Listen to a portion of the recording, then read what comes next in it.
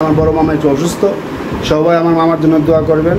তো সেই ফাঁকে আমার বড় মামার কণ্ঠ অনেক সুন্দর, মানে আসলে খুবই সুন্দর। আমি ছোটোবেলা থেকেই শুনে আসছি যে মামার কণ্ঠ অনেক সুন্দর। তো যে কারণে আজকে আমি আমার মামাকে রিকোয়েস্ট করব যে মামা আপনি আসলে আমাদের সবার উদ্দেশ্যে একটি গান উপহার দিবেন। খুব রিকোয়েস্ট করার পরে মামার রাজি হয়েছে। তো গানটি যেমনই হোক না কেন সবাই আমার মামার জন্য দোয়া করবেন, মামা যেন খুব দ্রুত সুস্থ হয়ে যায়। আর অবশ্যই কেমন হলো গানটি অবশ্যই জানাবেন, ঠিক আছে বন্ধুরা? তো চলুন দেরি না করে মামার কাছ থেকে আগে গানটি শুনে নিই। তো বন্ধুরা, উনি হচ্ছে আমার বড় মামা। আসলে বড় মামা কিন্তু প্রফেশনাল সিঙ্গার না, কিন্তু আমার রিকোয়েস্টে উনি আপনাদের মাঝে একটি গান উপহার দেবে। যাই হোক, আমি আগেও বলেছি গানটি কেমন হয় অবশ্যই আমাদেরকে জানাবেন। তো মামা আপনি শুরু করেন।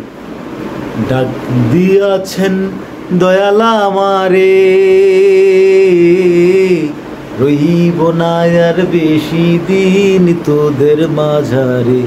হায়রে ডাক দিয়াছেন দয়ালা আমারে,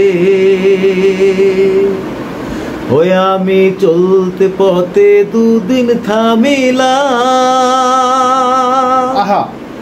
যাইবার কালে একজন আরো দেখা না পাইলাম রে, আমি দেখা না পাইলাম। ওই আমি চলতে পথে দুদিন থামিলাম, যাইবার কালে একজন আরো দেখা না পাইলাম রে, আমি দেখা না পাইলাম। ওই আমার সঙ্গের সাথী, ওই আমার সঙ্গের সাথী কেউ হলো না রে,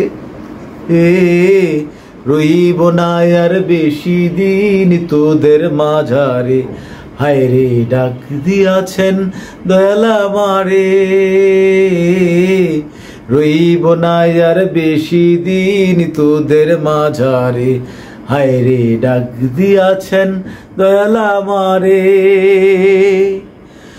ওই আমি কত জনে কত কি দিলাম,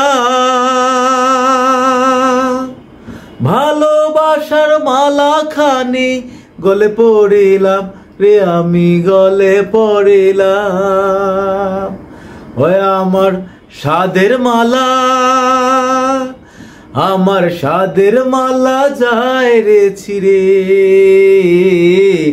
রইব না আর বেশি দিন তোদের মাঝারে। হায়রে ডাক দিয়াছেন দয়ালা আমারে,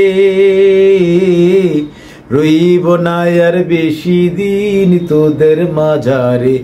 হায়রে ডাক দিয়াছেন দয়ালা আমারে। তো বন্ধুরা, আপনারা তো শুনলেন আমার মামার গান, আমার মামার গান তো অবশ্যই শুনলেন। তো মামা কিন্তু অনেক অসুস্থ, যদিও আসলে তারপরেও চেষ্টা করেছে ফুল গান গাওয়ার জন্য। তো আমার মামার জন্য দোয়া করবেন, সবাই দোয়া করবেন।